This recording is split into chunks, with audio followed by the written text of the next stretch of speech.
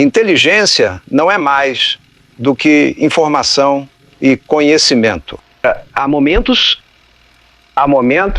em que, quando o governo dos Estados Unidos entende que os acontecimentos em outro governo, tal como na situação do Vietnã, é de natureza para ameaçar a segurança e a paz do mundo, pedindo à Agência Central de Inteligência para ser seu agente nessa situação específica. E como eu não esperava que o canal fosse tomar essas proporções, e como um presente para vocês inscritos, eu estou disponibilizando o e-book gratuito das 3 aulas sobre a psicologia da análise de inteligência. Nesse e-book vocês poderão estudar melhor e se aprofundar muito mais no tema. Olá novamente, operadores e operadoras. Estou aqui com o intuito de continuar a terceira parte da nossa aula. É um conteúdo muito extenso, extremamente complexo, mas extremamente fundamental, tanto para profissionais de inteligência quanto para pessoas comuns que querem ter um pensamento mais analítico, mais apurado e pensar como um analista de inteligência. Estamos analisando um material de alta qualidade. É um material fundamental para qualquer operador de inteligência, tanto é que este material ele é lecionado no curso de treinamento da CIA, especialmente na Fazenda, a respeito da doutrina. É o livro que estamos abordando aqui, Psychology of Analysis of Intelligence, do Richard Howell. Richard Howell foi um operador de inteligência por mais de 45 anos e desenvolveu essa doutrina que estamos analisando hoje e nos dias anteriores. Mas o intuito do vídeo não é esgotar o assunto, até mesmo porque a análise de inteligência envolve pensamento crítico e apenas uma introdução ao mundo da inteligência, assim como todo curso, é um curso introdutório. Primeiro eu postei o curso básico e agora estou postando o curso introdutório. O mundo da inteligência é um mundo vasto, é um mundo onde requer criatividade e muito conhecimento. Então, quem seria eu para esgotar o assunto em apenas alguns vídeos? Seria impossível. Então vamos continuar de onde paramos. E como todo bom profissional de inteligência, vamos começar pensando fora da caixa. A CIA aprendeu de maneira mais árdua que os maiores fracassos de inteligência, como o teste nuclear indiano de 1998 ou Pearl Harbor, não foram falhas de coleta, mas falhas de análise. O conhecimento estava lá, mas foi ignorado ou rejeitado porque não se ajustava ao modelo mental predominante, a teoria dos trilhos mentais. Imagine que sua mente é um terreno coberto de neve. Cada vez que você pensa sobre um problema de uma determinada forma, você cria um trilho na neve. Quanto mais você conecta os mesmos pontos de dados, mais profundo se torna o trilho. Eventualmente, é quase impossível ver o problema de uma perspectiva diferente. Em operações de longa duração, os analistas tornam-se prisioneiros de suas próprias conclusões passadas. Quando o mundo muda, uma mudança de paradigma, o especialista é muitas vezes o último a perceber, porque tem mais a desaprender do que o novato. Questionamento de premissas. Não podemos questionar tudo. Isso seria paralisia analítica. Então devemos focar nas premissas que carregam o peso da conclusão. Identifique os leitbins, os eixos centrais dos argumentos. Pergunte: se esta premissa específica estiver errada, como ela altera o veredito final? Se a conclusão é altamente sensível a uma premissa baseada em dados frágeis, o relatório deve refletir essa vulnerabilidade imediatamente. O erro do mirror imaging. Como se não bastasse, esse vício é persistente em análise de inteligência. Assumir que o adversário agirá de forma racional sob a nossa ótica cultural. Quer saber de um exemplo real? Em 1977, a comunidade de inteligência ignorou evidências de um local de testes nucleares na África do Sul, simplesmente porque não fazia sentido petróleo querer armas nucleares. Eles projetaram a lógica americana sobre a necessidade estratégica sul-africana. Estavam completamente errados. Acompanha o canal há mais tempo, vai lembrar a respeito do que eu vou falar agora. Técnica de perspectiva alternativa. Deixa eu te falar de técnicas práticas. Basicamente 4 técnicas práticas. A primeira, pensar de trás para frente. Comece com a premissa de que um evento improvável já ocorreu. O colapso da monarquia saudita, por exemplo. Agora trabalhe para trás. Que passos teriam levado a isso? Isso força o seu cérebro a criar conexões que ele ignoraria em uma análise linear. Para um cidadão comum, um evento catastrófico poderia ser um exemplo. Pense, de trás para frente, e se você batesse seu carro hoje? O que você faria? Segunda, bola de cristal. Imagine que uma fonte perfeita informa que a sua conclusão principal está errada. Desenvolva um cenário para explicar como isso seria possível. Isso expõe as brechas nas suas premissas ocultas. Terceira, simulação de papel. Não basta imaginar. O inimigo. Você precisa viver o papel em simulações. O ato de atuar quebra seu conjunto mental normal e permite ver opções que a análise de gabinete oculta não deixariam enxergar. Quarta, o advogado do diabo. Designe formalmente alguém para defender o ponto de vista da minoria. O objetivo não é ser do contra por ser, mas expor fraquezas num consenso sistêmico. Aprendendo com a surpresa. Um operador experiente não descarta dados que o surpreendem. Pelo contrário, ele os valoriza.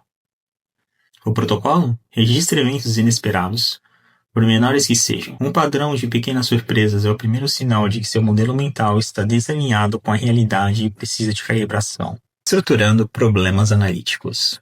Agora vamos falar sobre a engenharia de suporte ao pensamento. Como usar ferramentas externas para compensar as limitações biológicas da sua memória de trabalho. Não é só de má notícias que vive essa aula. Vamos agora ensinar ferramentas que podem ser muito úteis para você, operador ou operadora, ou cidadão comum. A tirania do número 7. De novo. Lembra do número mágico de Miller? 7 itens mais ou menos 2. Problemas de inteligência reais raramente têm apenas 7 variáveis. Se um problema tem 8 variáveis, as interrelações possíveis saltam para 28. Tentar resolver isso de cabeça é como tentar multiplicar 46 por 78 sem papel. Você perde o rastro dos números e comete erros primários. Decomposição. Dividir para conquistar. A essência da análise é quebrar um todo complexo em suas partes constituintes. Em vez de olhar para um monólito, a Rússia invadirá a Ucrânia, você decompõe logística de combustível, moral das tropas, condições climáticas, indicadores políticos, prontidão eletrônica. A vantagem é que a sua mente consegue focar com precisão em cada subproblema individualmente, garantindo que nenhum fator seja ignorado por saturação. Ou seja, você olha os detalhes, e os detalhes tiram muita coisa. Externalização. Tirar da cabeça. Mais uma vez eu falo, escrever não é apenas registrar, é uma ferramenta de busca mental. Listas exploram uma tendência compulsiva da mente de preencher lacunas, forçando você a pensar em ideias que não viriam à mente em um brainstorm. Triste decisão. Hauer usa o exemplo da compra de um carro para nos ensinar uma técnica fundamental. A análise de utilidade multi-atributo. O processo? Primeiro, liste os atributos críticos: preço, segurança, desempenho. Segundo, quantifique a importância. Preço vale 30% da decisão, segurança 20%. Terceiro, pontue as opções. Como cada alternativa se sai em cada atributo. Análise de sensibilidade. Veja se uma mudança pequena no peso de uma variável altera o resultado final. Sem uma matriz, você vacila entre opções, focando em um benefício e esquecendo um custo. Isso leva a julgamentos inconsistentes e impossíveis de auditar. Mentalidade de modelagem visual. Reconheça instantaneamente quando um problema tem mais de 5 variáveis e pare de tentar resolvê-lo intuitivamente. Trate o papel ou a matriz como uma extensão do servidor de memória, ou talvez até um mapa mental, liberando sua consciência para o julgamento qualitativo. Benjamin Franklin já usava o que ele chamava de prudential algebra.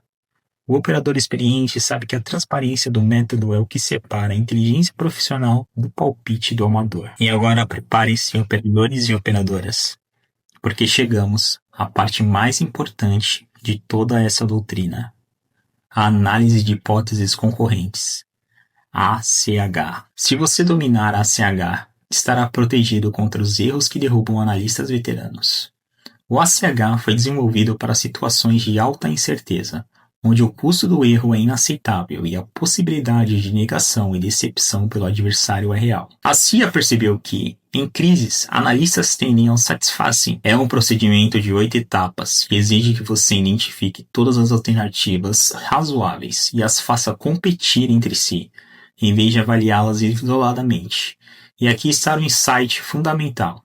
Diferente da análise intuitiva, o ACH foca na refutação. A hipótese mais provável não é a que tem mais evidências a favor, é a que possui menos evidências contra ela. As 8 etapas. A primeira etapa, a identificação de hipóteses, com perspectivas diferentes para brainstorming. O objetivo é gerar todas as possibilidades, mesmo as remotas. Se você não considerar as hipóteses corretas no início, nunca chegará à resposta certa. Regra importante: separe hipóteses não aprovadas sem evidência atual das desprovadas com evidência de que estão erradas. Mantenha as não provadas vivas. Etapa 2. Listagem de evidências. Liste todos os fatores que impactam o seu julgamento. Isso inclui evidências concretas, suposições, deduções lógicas e, crucialmente, a ausência de evidências. Etapa 3. Matriz da diagnosticidade. Prepare uma matriz com hipóteses no topo e evidências na lateral. A análise de cada item de evidência individualmente através de todas as hipóteses. Se um dado é consistente com todas as hipóteses, ele tem 0 valor de diagnóstico. Trabalhe através das linhas na matriz para identificar o que realmente separa as opções. Etapa 4. Refinamento. Reavalie as hipóteses. Se 2 não podem ser distinguidas pelas evidências, combine-as. Delete evidências que não têm valor de diagnóstico. Etapa 5. Conclusões tentativas. Agora trabalhe pelas colunas da matriz. Conte os menos. A hipótese com menos evidências contrárias é a sua candidata principal. Evite buscar o que confirma. Busque o que derruba seu castelo de cartas. Análise de sensibilidade. Questione os eixos centrais. Se uma evidência crítica que derruba a hipótese B for falsa ou fruto de decepção do inimigo, como isso muda tudo? Coloque-se no lugar de um planejador de decepção estrangeiro e avalie os custos e benefícios de estarem te enganando. Etapa 7. O relatório. Não apresente apenas o vencedor. Discuta a probabilidade relativa de todas as hipóteses. Decisores precisam de planos de contingência caso a segunda opção se prove verdadeira. Etapa 8. Marcos para observação futura. Liste indicadores que sinalizem se a situação está mudando. Isso ajuda o consumidor de inteligência e impede que você racionalize surpresas futuras para não mudar de ideia. Caso real. Índia, 1998. Os testes nucleares indianos de 1998 são um caso clássico. A comunidade de inteligência disse que não havia indicação de testes. Se o ACH tivesse sido usado, uma das hipóteses seria: a Índia planeja testar e está ocultando ativamente? Isso teria forçado a agência a avaliar a capacidade de ver através da decepção indiana. O leitor deve cultivar a dúvida saudável. O ACH traz à tona a incerteza inerente a situações pobres em dados. Como disse Voltaire, a dúvida não é um estado agradável, mas a certeza é ridícula. O iniciante quer estar certo, o veterano quer saber por que pode estar errado. Vieses cognitivos, o inimigo interno. Agora chegou a hora de entrarmos em águas mais profundas e perigosas. O inimigo aqui não é o adversário estrangeiro nem a falta de tecnologia. O inimigo é a arquitetura biológica do seu próprio cérebro. A CIA consolidou este conhecimento na década de 1980, ao perceber que analistas altamente treinados continuavam cometendo erros idênticos e previsíveis. Não se tratava de falta de inteligência ou esforço, mas de falhas sistêmicas causadas por regras de bolso, mentais, heurísticas. O problema era a crença de que a objetividade bastava. Hauer provou que os vieses são como ilusões de ótica. Mesmo quando você sabe que eles existem, sua mente continua sendo enganada por eles. 5 vícios que destroem a validade das evidências. Vício 1. Critério da vivacidade. A mente dá peso desproporcional a informações vívidas, concretas e pessoais em detrimento de dados abstratos ou estatísticos. É o síndrome do homem que. Você lê um relatório estatístico provando que a frota russa está sucateada. Mas se você encontra o homem que viu um único navio novo e brilhante em Sebastopol, sua mente tenderá a confiar no relato pessoal mais do que nos dados agregados. O hiperracional disso. Relatos de campo emocionantes podem eclipsar análises técnicas muito mais precisas. Vício 2. A ausência de evidências. O cérebro opera sobre a máxima: o que não é visto não existe. Houve um experimento com mecânicos experientes. Eles falharam em notar que variáveis críticas foram omitidas em um diagrama de defeito de motores. A lista raramente desconsidera o cão que não latiu. A ausência de indicadores de ataque pode ser o maior indicador de uma operação de excepção magistral. Vício 3. Hipersensibilidade. A consistência. Tendemos a ter mais confiança em conclusões baseadas em um pequeno conjunto de dados consistentes do que em um grande conjunto de dados contraditórios. A ilusão de validade. Se você recebe 3 relatórios de fontes diferentes, dizendo a mesma coisa, você acredita piamente. Mas se essas 3 fontes beberem da mesma fonte original, dados redundantes, sua confiança é injustificada. 4. Evidência de precisão incerta. Quando lidamos com informações de confiabilidade duvidosa, nossa mente usa a estratégia do melhor palpite. Se um dado é 70% provável, o cérebro processa como se fosse 100% certo para simplificar o cálculo posterior. Isso leva a um efeito cascata, de excesso de confiança no veredito final. Vício 5. Persistência de impressões. Impressões baseadas em evidências persistem mesmo depois que a evidência é totalmente descredibilizada. É o sino que não se destoca. Uma vez que você cria um nexo causal para explicar um fato, esse nexo permanece em sua memória mesmo que o fato seja provado falso. Em contra-inteligência, o adversário pode plantar uma informação vívida e falsa no início de uma operação. Mesmo que você descubra depois que a fonte era um agente duplo, a primeira impressão continuará a viciar seus julgamentos subsequentes. Vieses na percepção de causa e efeito. Agora vamos tratar como o cérebro humano, agindo como um contador de histórias compulsivo, fabrica conexões lógicas onde muitas vezes só existe caos, acaso ou incompetência burocrática. A tirania da coerência.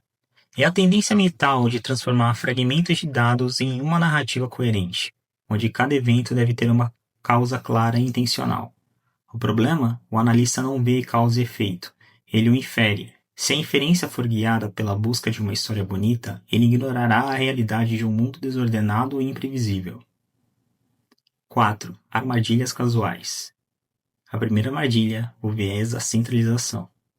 Temos uma tendência subconsciente de ver as ações dos outros governos como resultado de um planejamento centralizado e coordenado. A falácia mora aí. Ignoramos que os governos são feitos de burocracias em conflito, ordens mal executadas e acidentes. Se tudo é planejado, você verá conspirações e erros bobos e subestimará a capacidade de um líder estrangeiro de simplesmente meter os pés pelas mãos. Essa é a identidade. O cérebro acredita que grandes efeitos devem ter grandes causas. É difícil para a mente aceitar que um evento que mudou o mundo, como o assassinato de Kennedy, possa ter sido causado por um indivíduo insignificante e solitário. Isso alimenta teorias da conspiração porque elas oferecem uma causa proporcional ao efeito, mesmo sem evidências sólidas. Armadilha 3. Viés de atribuição. Este é o erro fundamental da psicologia social. Com os outros, atribuímos o comportamento do adversário à sua natureza ou personalidade. Causas internas. Conosco, vemos nossas próprias ações como resposta necessária à situação. Causas externas. Por exemplo, o governo soviético via a invasão do Afeganistão como resposta necessária à situação externa. Os Estados Unidos da América viam como prova da natureza expansionista do regime. Armadilha 4. Correlação ilusória. Percebemos uma relação entre duas variáveis que não existe na realidade. Para provar uma correlação, você precisa preencher 4 células de dados numa matriz 2x2. A mentalidade probabilística. O operador deve aceitar o ruído, reconhecer que alguns eventos são simplesmente aleatórios ou frutos de erro burocrático. Desconfie da coerência. Se a explicação para as ações do inimigo parece um roteiro de cinema perfeito, ele provavelmente está errado. Não como um indivíduo, mas como um sistema de atores em conflito. O veterano pergunta: quais as pressões internas que forçaram esse líder a agir assim? O novato diz: ele agiu assim porque é um ditador agressivo. Vieses na estimativa de probabilidades. Agora vamos falar um pouco sobre a métrica do incerto. Se você não consegue medir probabilidade, você não está analisando, está apenas adivinhando. Assim, a comunicação, a imprecisão da linguagem. Termos como possível ou provável eram interpretados de forma drasticamente diferentes por analistas e consumidores. 3 regras falhas. Regra 1. Disponibilidade. O cérebro julga a probabilidade de um evento pela facilidade com que consegue lembrar de instâncias semelhantes. O erro operacional. Se você conhecer um agente que foi um traidor, sua mente superestimará a probabilidade de traição em toda a rede. Eventos recentes, vívidos ou emocionalmente carregados são mais disponíveis na memória e, portanto, parecem mais prováveis do que realmente são. Regra 2. Ancoragem. A tendência de fazer uma estimativa inicial e depois ajustá-la insuficientemente conforme novos dados chegam. Se você herda um relatório de um predecessor que estima 80% de chance de um golpe, sua revisão raramente se afastará drasticamente desse número, mesmo que as novas evidências sugiram o contrário. A primeira estimativa atua como um lastro. Regra 3. Falácia da taxa base. Ignorar as estatísticas gerais de uma população em favor de informações específicas de um caso isolado. Exemplo do piloto. Mesmo que o piloto tenha 80% de precisão em identificar jatos inimigos, se 85% dos jatos na área forem aliados, é estatisticamente mais provável que ele tenha cometido um erro de identificação. O analista ignora a taxa base porque ela não aparece ter relação casual direta com o avistamento. Mais interessante, a ambiguidade das palavras. Houve um experimento com oficiais da OTAN que provou que a palavra provável pode significar qualquer coisa entre 50% e 90% para pessoas diferentes. Isso é um risco tático. O embaixador pode decidir não agir diante de uma baixa probabilidade de ataque porque ele entende como 1%, enquanto o analista quis dizer 20%. Cenários detalhados parecem mais prováveis porque são mais fáceis de imaginar. Regra da disponibilidade. Mas matematicamente, quanto mais detalhes você adiciona a um cenário, menor é a probabilidade de ele ocorrer. Cada detalhe é uma variável adicional que precisa se concretizar. A solução? Adote a linguagem da probabilidade numérica.